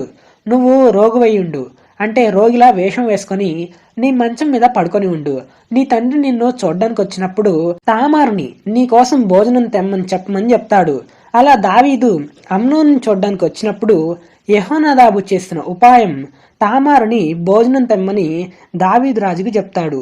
అలా తామారు భోజనం సిద్ధపరిచి తన అన్నయ్య అయిన అమ్నోన్ దగ్గరకు వస్తుంది. అమ్నోన్ దగ్గర ఉన్న పనివారినందరినీ బయటికి పంపిస్తాడు. తామారు ఎంత వద్దన్న బలవంతం చేసి క్షీణిస్తాడు, అంటే ఆమెతో పాపం చేస్తాడు. ఆమెతో పాపం చేసిన తర్వాత ఆమె మీద మరింత ద్వేషం పుట్టింది. ఆమెను ద్వేషించి బయటకు పంపించేస్తాడు. అయితే ఈ విషయం అబ్షాలోముకు తెలుస్తుంది. తామారు అబ్షాలోము ఇంటి దగ్గర ఉంటుంది. అయితే అబ్షాలోము తన అన్నయ్యన అమ్నోను విషయంలో పగ పెంచుకున్నాడు. సమయం కోసం ఎదురు చూస్తున్నాడు. దావీదుకు ఈ విషయం తెలుస్తుంది. బహురౌద్రం, అంటే అమ్నోను మీద బాగా కోపం వస్తుంది. ఈ విషయం గురించి 2 సంవత్సరాల వరకు ఏం మాట్లాడలేదు ఎవరూ కూడా. కానీ 2 సంవత్సరాల తర్వాత ఎఫ్రాయిమునకు సమీపంలో ఉన్న బయల్హాసోరులో అబ్షాలోము గొర్రెల బొచ్చు కత్తిరించే కాలం వచ్చింది. అబ్షాలోము రాజకుమారులందరినీ పిలిపించి విందుకు ఆహ్వానించగా దావీదు రాలేక అబ్షాలోమును ఆశీర్వదించి పంపాడు. రాజకుమారులందరూ విందుకొస్తారు. అప్పుడు అమ్నోను మత్తుడై ఉన్నప్పుడు అబ్షాలోము తన పనివాడిని పిలిచి అమ్నోనుని చంపిస్తాడు. రాజకుమారులంతా కంచరగాడిదల మీద ఎక్కి పారిపోతారు. ఈ విషయం దావీదుకు తెలుస్తుంది. యెహోనాదాబు ఈ విషయం చెప్తాడు. రాజకుమారులు అందరూ చనిపోలేదు, అమ్నోనును మాత్రమే అబ్షాలోము చంపాడు అని చెప్తాడు. అయితే రాజకుమారులంతా అమ్నోను గురించి ఏడుస్తూ ఉంటారు. అప్పుడు అబ్షాలోము పారిపోయి అమీహూదు కుమారుడైన తల్మయి అనే గెషూరు రాజు దగ్గరకు వచ్చాడు. దావీదు అనుదినం తన కుమారుని కోసం అంగలార్చాడు, అంటే ఏడ్చాడు. అయితే అబ్షాలోము 3 సంవత్సరాలు గెషూరు అనే ప్రాంతంలో ఉంటాడు. దావీదు అమ్నోను చనిపోయిన తర్వాత ఓదార్పు పొందినవాడై అబ్షాలోమును పట్టుకోవాలని ఆలోచన మానెను. అయితే దావీదు అబ్షాలోము మీద విరోధంగా ఉన్నాడని యోవాబు తెలుసుకొని ఒక ఉపాయం చేస్తాడు. తెకోవా అనే ప్రాంతం నుండి యుక్తిగల, అంటే తెలివిగల ఒక స్త్రీని పిలిపించి ఒక ఉపాయం చెప్తాడు. అప్పుడు ఆమె ఏడుస్తున్నట్లు నటిస్తూ రాజు దగ్గరకు వచ్చి ఇలా మాట్లాడుతుంది. నమస్కరించింది. రాజా, నన్ను రక్షించండి అని తన గురించి చెప్తుంది. నేను ఒక విధవరాలను, నా భర్త చనిపోయాడు, నాకు 2 కుమారులున్నారు. అయితే వాళ్ళు పొలంలో పెనుగులాడుతూ విడిపించేవాడు ఎవడూ లేక వారిలో ఒకడు 2వ వాడిని చంపాడు. అయితే నా ఇంటి వారందరూ నీ దాసినైన నా మీదకి లేచి చంపిన వాడిని వారికి అప్పగించమని, తన సహోదరుణ్ణి చంపినందున మేము అతని ప్రాణం తీస్తాము అని నా పెనిమిటి భూమి మీద పేరైనను శేషమైనను లేకుండా మిగిలిన నిప్పురవ్వను ఆర్పివేయబోతున్నారని రాజుకు చెప్తుంది. అప్పుడు రాజు, నువ్వు ఇంటికి వెళ్ళు, నీ గురించి ఆజ్ఞ ఇస్తాను అని అంటాడు. అందుకు ఆ స్త్రీ రాజుకు, రాజు సింహాసనానికి దోషం తగలకుండా ఉండునుగాక అని రాజుతో ఉంటుంది. అందుకు రాజు, ఎవడైనను దీని గురించి నిన్ను ఏమైనా అంటే నా దగ్గరికి తీసుకొనిరా, వాడు నిన్ను ముట్టుకోడు అని చెప్తాడు. అయితే అందుకు ఆమె, రాజువైన నీవు నీ దేవుడైన యెహోవాను స్మరించి హత్యకు ప్రతిహత్య చేయువారు ఆ కుమారుణ్ణి నశింపజేయకుండా ఇకను నాశనం చేయకుండా మాన్పించమని మనవి చేయగా రాజు, నీ కుమారుని తల వెంట్రుకలలో ఒక్కటైన నేల రాలదు అని చెప్తాడు. అప్పుడు ఆ స్త్రీ ఇంకొక మాట చెప్తుంది. రాజా, దేవుని జనులైన వారికి విరోధంగా ఎందుకున్నావు? అబ్షాలోమును వెళ్ళగొట్టి రానియక తానే దోషి అవుతున్నాడని చెప్తుంది. అయితే మనమందరం చనిపోతాం కదా, నేల మీద నీళ్లు ఒలికితే మరలా ఎత్తలేని నీటి వలె ఉన్నాము అని అంటుంది. దేవుడు ప్రాణం తీయకుండా తోలివేయబడిన వాడు తనకు దూరస్తుడు కాకుండా ఉండడానికి సాధనాలు కల్పిస్తున్నాడు. నా మనవిని అంగీకరించి దేవుని స్వాస్థ్యము అనుభవించకుండా నా కుమారుణ్ణి నాశనం చేయాలని చూసే వారి చేతిలో నుండి నీ దాసిని విడిపిస్తావని అనుకున్నాను అని చెప్తుంది. అలానే యెహోవా నీకు తోడై ఉన్నాడు, నువ్వు దేవుని దూతలాంటి వాడువు, మంచి చెడ్డలన్నీ తెలుసు నీకు అని అంటుంది. అప్పుడు దావీదు గ్రహించి, ఈ మాటలు ఎవరు చెప్పారు నీకు? యోవాబు చెప్పాడా అని అనగా, అవును రాజా, యోవాబు నాకు బోధించాడు అని చెప్తుంది. తర్వాత యోవాబును పిలిపించి అబ్షాలోముని యెరూషలేములోకి తీసుకొస్తారు. కానీ గెషూరు ప్రాంతం నుండి వచ్చిన అబ్షాలోము రాజుని దర్శించకుండా తన ఇంటికి వెళ్తాడు. అయితే ఇశ్రాయేలీలందరిలో అబ్షాలోము వంటి అందగాడు ఒకడు కూడా లేడు. అయితే అబ్షాలోముకి 3 కుమారులు. తామారు అనే కూతురు పుట్టింది. ఆమె చాలా అందంగా ఉండేది, సౌందర్యవతి. అయితే అబ్షాలోము 2 సంవత్సరాలు యెరూషలేములో రాజును దర్శనం చేయలేదు. యోవాబును రాజు దగ్గరికి పంపించడానికి అతనిని పిలిపిస్తాడు యోవాబుని. కానీ అబ్షాలోం దగ్గరికి రాడు ఈ యోవాబు. రెండవసారి యోవాబును పిలిపించినప్పటికీ యోవాబు అబ్షాలోం దగ్గరికి రాడు.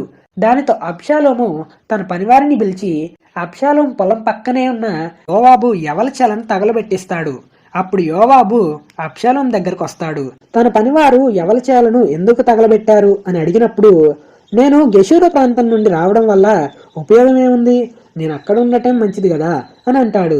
నీ ద్వారా రాజు దగ్గరికి రావడానికి పిలిపించాను అని అబ్షాలోము చెప్తాడు. నేనొక్కడినే వెళ్తే రాజదర్శనం చెయ్యలేను, నా ఎందు ఏదైనా దోషం కనపడితే నన్ను చంపేస్తాడు అని చెప్పగా యోవాబు ద్వారా రాజు దగ్గరికి అబ్షాలోమును రప్పించగా రాజుకు సాష్టాంగ నమస్కారం చేస్తాడు అబ్షాలోము. దావీదు అబ్షాలోమును ముద్దు పెట్టుకున్నాడు. ఇదైన తర్వాత అబ్షాలోము 50 మంది బంటులను ఏర్పరచుకొని ఉదయాన్నే లేచి బయలుదేరి పట్టణపు మార్గంలో రాజు దగ్గరికి తీర్పు పొందడానికి వెళ్తున్న ప్రజలను పిలిచి తాను తీర్పు తీరుస్తాడు. రాజు దగ్గర న్యాయం విచారించడానికి ఎవరూ లేరని చెప్పి రాజు దగ్గరికి తీర్పు పొందడానికి వచ్చే వారికి నేను న్యాయాధిపతి అయి ఉండటం మంచిది అని ఇశ్రాయేలీలందరికీ న్యాయం తీరుస్తూ తన వైపు ప్రజలను తిప్పుకుంటాడు. అయితే రాజు దగ్గరికి వెళ్లే వాళ్ళందరినీ తన వైపు తిప్పుకున్నాడు. 40 సంవత్సరాలు ఇలా జరుగుతుండగా అబ్షాలోము రాజు దగ్గరకు వచ్చి, నేను గెషూరు ప్రాంతంలో ఉన్నప్పుడు దేవుడు నన్ను యెరూషలేములోనికి రప్పించాడు. తిరిగి నేను ఆయనను సేవించడానికి హెబ్రోనికి వెళ్ళడానికి సెలవిమ్మని అడిగాడు. అలా రాజు అనుమతితో హెబ్రోనికి వెళ్తాడు. అయితే అబ్షాలోము ఇశ్రాయేలీల గోత్రాల వారి దగ్గరికి వేగుల వారిని పంపిస్తాడు. ఎందుకంటే మీరు బాకానాదం వినినప్పుడు హెబ్రోనులో అబ్షాలోము ఏలుతున్నాడని కేకలు వేయమని చెప్పడానికి వేగుల వారిని పంపుతాడు. అయితే అబ్షాలోము ఇచ్చే విందుకు 200 మంది యెరూషలేములో నుండి వారు ఏమీ తెలియక యథార్థ మనసుతో వెళ్లారు. బలి అర్పించాలని అబ్షాలోము దావీదు రాజు యొక్క మంత్రి అయిన అహీతోపేలును ఊరి నుండి పిలిపిస్తాడు. అబ్షాలోం దగ్గరకు వచ్చిన జనం మరి ఎక్కువ కావటంతో కుట్ర బహుబలమాయను. అంటే అబ్షాలోము దావీదు మీద కుట్ర పన్నాడు. ఈ విషయం దావీదుకు తెలిసి దావీదు అతని సేవకులతో ఇలా ఆజ్ఞాపించాడు, అబ్షాలోము చేతిలో మనం తప్పించుకొని రక్షణ పొందలేము, మనం అతని చేతికి చిక్కకుండా పారిపోదాం రండి అని చెప్పగా వారు ఆ మాట అంగీకరించి రాజనగరిని కనిపెట్టి ఉండడానికి 10 మంది ఉపపత్నులను అక్కడ ఉంచి వారు కాలినడకన బెత్మెర్హాకు వచ్చి బస చేశారు. దావీదు సేవకులందరూ దావీదుతో పాటున్నారు. కేరేతీయుల నుండి, పేలేతీయుల నుండి, గాతు నుండి వచ్చిన 600 మంది గిత్తీయులను రాజుకు ముందుగా నడిచారు. దావీదు గిత్తీయుడైన ఇత్తయిని తిరిగి వెళ్ళమని అంటాడు. కాని ఇత్తయి రాజు వెంట వస్తానని అంటాడు. అయితే వారు ప్రయాణం చేస్తున్న మార్గంలో దావీదుతో పాటు లేవీలు దావీదు వెంట దేవుని నిబంధన మందసం కూడా తీసుకొని వస్తారు. అయితే మందసాన్ని తనతో పాటు తీసుకురావద్దని పట్టణంలోనే ఉంచమని యాజకుడైన సాదోకుకి దావీదు చెప్తాడు. యెహోవా దృష్టికి అనుగ్రహం పొందితే ఆయనే నన్ను తిరిగి రప్పిస్తాడని చెప్పగా యాజకుడైన సాదోకు యెరూషలేముకి తీసుకుని వెళ్తాడు. అయితే దావీదు కొండలలో, లోయలలో, అరణ్య మార్గంలో ప్రయాణం చేస్తూ ఉంటాడు. దావీదు ఒలివ చెట్టు కొండ ఎక్కుతూ ఏడుస్తూ తల కప్పుకొని చెప్పులు లేకుండా నడుస్తున్నాడు. దావీదు దగ్గర ఉన్న జనాలు కూడా తలలు కప్పుకొని ఏడుస్తూ కొండ ఎక్కుతున్నారు. అంతలో ఒకడొచ్చి అబ్షాలోము చేసిన కుట్రలో నీ మంత్రి అయిన అహీతోపేలు చేరాడు అనే వార్త విన్నాడు. అయితే దావీదు యెహోవాకి ఇలా ప్రార్థించాడు, అహీతోపేలు ఆలోచన చెడగొట్టమని ప్రార్థించాడు. అయితే అక్కడ దేవుణ్ణి ఆరాధించే స్థలం ఒకటి కొండ మీద ఉండెను. వారు అక్కడికి రాగా దావీదు స్నేహితుడైన హుషై అక్కడ కనిపిస్తాడు. తన పై వస్త్రాలు చింపుకొని తల మీద ధూళి పోసుకొని రాజును దర్శించాడు. హుషై దావీదు యొక్క స్నేహితుడు. అయితే దావీదు రాజు ఇలా చెప్తాడు, హుషై, నువ్వు నాతో రావద్దు, నాకు భారంగా ఉంటావు. నువ్వు యెరూషలేం పట్టణానికి వెళ్ళి రాజుగా ఉన్న అబ్షాలోం దగ్గరికి వెళ్ళి ఇలా చెప్పు, రాజా, ఇంతవరకు నీ తండ్రికి సేవ చేశాను కదా, అలానే నీకు కూడా సేవ చేస్తానని చెప్పమని చెప్తాడు. అలా నువ్వు చేస్తే నా పక్షాన ఉండి అహీతోపేలు యొక్క ఆలోచనలను చెడగొట్టగలవు అని చెప్తాడు. అక్కడ నీకు యాజకులైన సాదోకును అబ్యాతారును నీకక్కడ సహాయం చేస్తారు. కాబట్టి రాజనగరిలో ఏదైనా జరిగితే యాజకుడైన సాదోకు అబ్యాతారుతో చెప్పు అని చెప్పాడు. అలానే సాదోకు కుమారుడైన అహీమయస్సు, అబ్యాతారు కుమారుడైన యోనాతాను అనే వారి 2 కుమారులు యెరూషలేం పట్టణంలోనే ఉన్నారు. వారితో నాకు వర్తమానం పంపించమని చెప్పి అతన్ని పంపాడు. దావీదు కొండ శిఖరం అవతల కొంచెం దూరం వెళ్లిన తర్వాత మెఫీబోషేతు సేవకుడైన సిబా గంతలు కట్టిన 2 గాడిదలను తనతో పాటు ఆహారం తెచ్చి వాళ్ళకిస్తాడు. అప్పుడు దావీదు ఇవన్నీ ఎందుకు తెచ్చావని అడిగినప్పుడు గాడిదలు రాజు ఇంటివారు ఎక్కడానికి అని చెప్పి ఈ ఆహారం అనేది అరణ్యంలో అలసట పొందిన వారు త్రాగడానికి ద్రాక్షారసం తెచ్చానని చెప్పగా రాజైన దావీదు మెఫీబోషెతు ఇప్పుడు ఎక్కడున్నాడని అడిగినప్పుడు తన తాత అయిన సౌలు రాజ్యం తనకు తిరిగి ఇస్తారనుకొని అక్కడే ఉన్నాడు యెరూషలేములోనే అని చెప్పాడు. అందుకు దావీదు మెఫీబోషెతుకు కలిగినదంతా నీదేనని చెప్పగా రాజా నేను నీ దృష్టికి అనుగ్రహం పొందుదును గాక అని నమస్కరించాడు. దావీదు బహూరీము దాపునకు వచ్చినప్పుడు సౌలు కుటుంబీకుడైన గెరా కుమారుడైన షిమి అనేవాడు అక్కడ ఉండి బయలుదేరి వచ్చాడు. దావీదును శపిస్తూ వచ్చాడనమాట. ఏమని దూషిస్తున్నాడంటే నువ్వు ఏలాలని నువ్వు వెళ్ళగొట్టిన సౌలు ఇంటి వారి హత్యను యెహోవా నీ మీదకి రప్పించి యెహోవా నీ కుమారుడైన అబ్షాలోము చేతికి రాజ్యాన్ని అప్పగించాడు. నీ మోసంలో నువ్వు చిక్కుబడి ఉన్నావని శపిస్తూ ఉంటాడు రాజును. అయితే ఈ మాటలు వింటున్న అందరిలో సెరూయా కుమారుడైన అభిషై ఈ చచ్చిన కుక్క నిన్ను శపించనేలా అని చెప్పి నువ్వు ఆజ్ఞాపిస్తే అతని తల తెచ్చి నీ చేతిలో ఉంచుతాను అని చెప్తాడు. అందుకు దావీదు యెహోవా వానికి సెలవిచ్చినట్లు చేస్తున్నాడు కాబట్టి శపించనిమ్ము. నా కడుపును పుట్టిన నా కుమారుడే నన్ను చంపాలని చూస్తున్నాడు. అలాంటిది ఈ బెన్యామీనీయుడు శపించడంలో ఆశ్చర్యం ఏముంది అని వాని జోలికి పోకండి అని చెప్తాడు.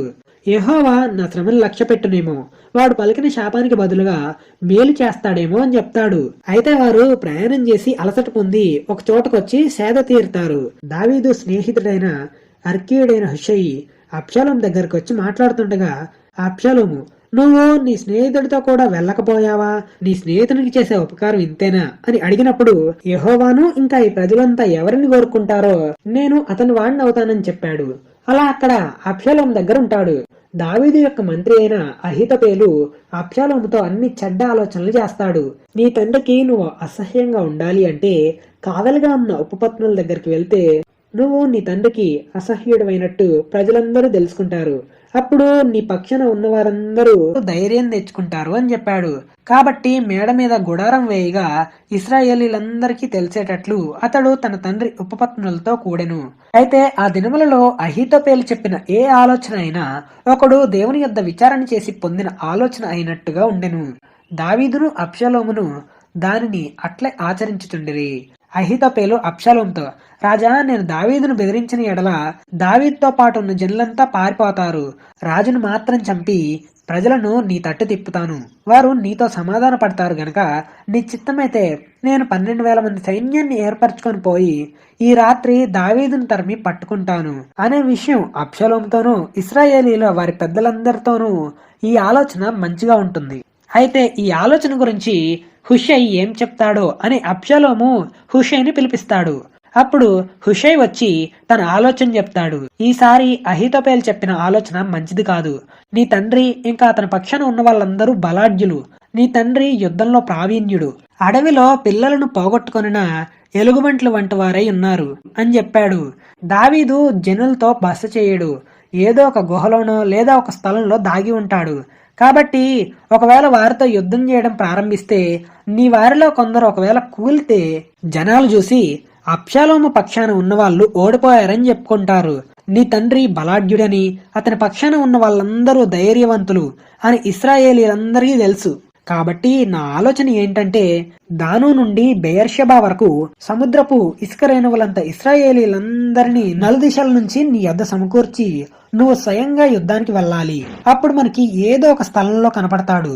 అప్పుడు అతని మీద పడమని నేల మీద మంచు ఎలా పడుతుందో మనం అతని మీద పడితే అతని పక్షాన ఉన్న వారిలో ఎవరూ తప్పించుకోలేరు. ఒకవేళ దావీదు ఒక పట్టణంలోనికి వస్తే ఇశ్రాయేలీలు ఆ పట్టణానికి త్రాళ్లు వేసుకుని వచ్చి ఒక చిన్న రాయి అక్కడ కనపడకుండా దానిని నదిలోకి లాగుదురు అని చెప్పగా అబ్షాలోముతో సహా అందరికీ అహీతోపెలు యొక్క ఆలోచన కంటే హుషై ఆలోచన మంచిగా ఉండెను.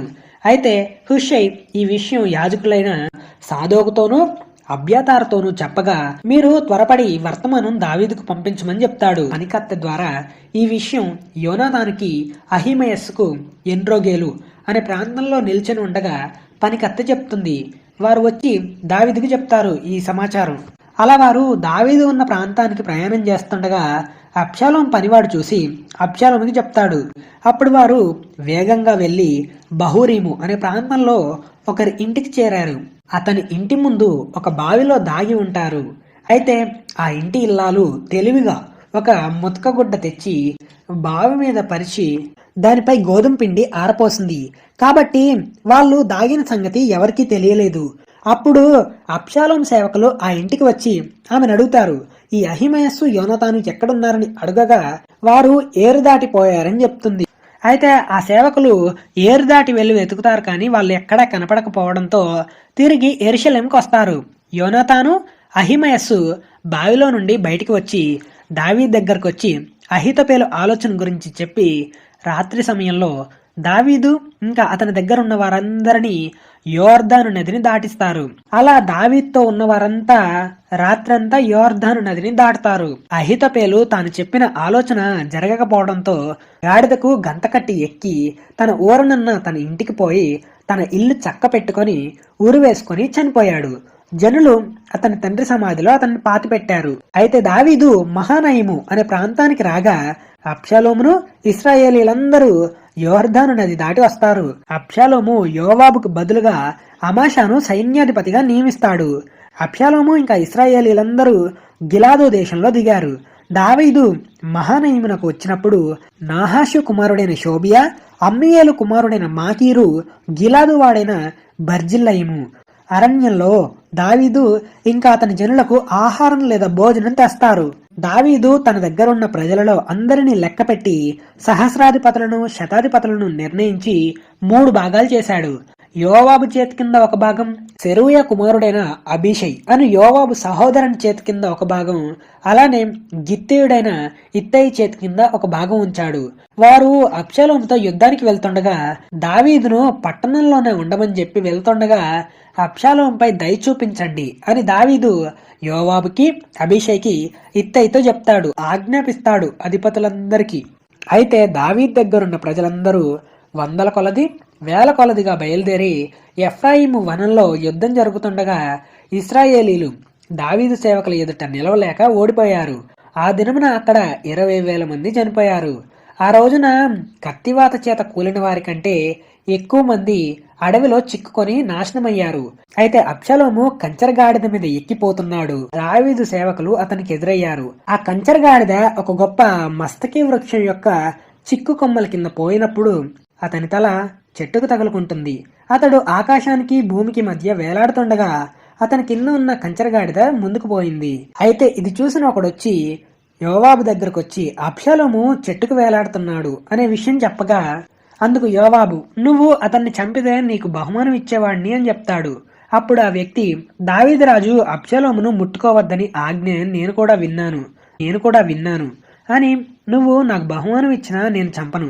ఒకవేళ అతన్ని చంపితే రాజు సన్నిధిలో నీవే నాకు విరోధి అవుతావని యోవాబుతో చెప్పగా యోవాబు, నువ్వు చేసే వరకు నేను కాచుకొని ఉంటానా అని చెప్పి 3 బాణాలు చేత పట్టుకుని పోయి మస్తకి వృక్షం దగ్గర వేలాడుతున్న అబ్షాలోము ఇంకా ప్రాణాలతో ఉండగానే గుండెకు గురిపెట్టి తన ఆయుధాలు మోసే 10 మంది చుట్టుకొని ఉండగా అబ్షాలోముని కొట్టి చంపాడు. అప్పుడు యోవాబు ప్రజలతో, ఇక హతం చేసినంత వరకు చాలు అని తిరిగి రండని బాకా ఊదించి ప్రకటన చేయించాడు. ఇశ్రాయేలీలను తరమడానికి వెళ్లిన వారు తిరిగి వచ్చారు. అబ్షాలోము యొక్క కళేబరాలు ఎత్తి అడవిలో ఉన్న పెద్ద గోతిలో పడేసి పెద్ద రాళ్ల కుప్ప దాన్ని పేర్చిన తర్వాత ఇశ్రాయేలీలంతా వారింటికి వెళ్లారు. అబ్షాలోము తాను బతుకున్న సమయంలో తన పేరు నిలపడానికి తనకు కుమారులు లేరని తెలుసుకొని ఒక స్తంభం తెచ్చి దాన్ని లోయలో తన పేరిట నిలవబెట్టాడు. అతడు ఆ స్తంభానికి తన పేరు పెట్టాడు.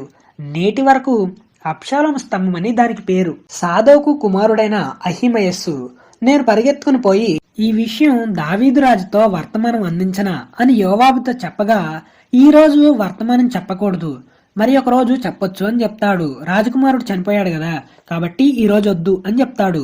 తర్వాత కూషి అనే వ్యక్తిని పిలిచి ఈ వర్తమానం రాజుకు అందించమని చెప్తాడు. కూషి పరిగెత్తుకుని వెళ్తుండగా యోవాబుతో సాదోకు కుమారుడైన అహిమయస్సు కూడా కూషితో వెళ్లాలని మనవి చేయగా యోవాబు రాజు దగ్గరికి వెళ్ళమని సెలవిస్తాడు. అలా ఇద్దరు ఒకరి తర్వాత ఒకరు దావీదు దగ్గరకు వస్తారు. అహిమయస్సు, నేను చూసినప్పుడు యుద్ధంలో అల్లరి జరిగింది అని చెప్తాడు రాజుకి. అంతలో కూషి వచ్చి, ఈ దినమున నీకు శుభవార్త తెచ్చాను అని యెహోవా నీ మీదకి వచ్చిన వాళ్ళందరినీ ఓడించి నీకు న్యాయం తీర్చాడు అని చెప్తాడు. దానికి దావీదు అబ్షాలోము క్షేమంగా ఉన్నాడా అని అనగా అబ్షాలోము చనిపోయాడని చెప్పగా రాజు బహు కలతపడి పైన ఉన్న గదిలోకి వెళ్లి ఏడుస్తుంటాడు. ఈ సంగతి జనులంతా విన్నారు.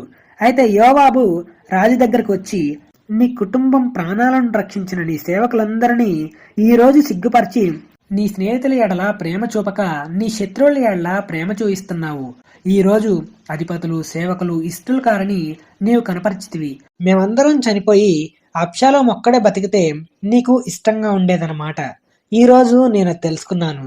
నువ్వు బయటికి రాకుండా ఉంటే ఈ రాత్రి ఒక్కడు కూడా ఉండడు నీ దగ్గర అని యెహోవా నామంలో ప్రమాణం చేసి చెప్తున్నాను అని చెప్తాడు.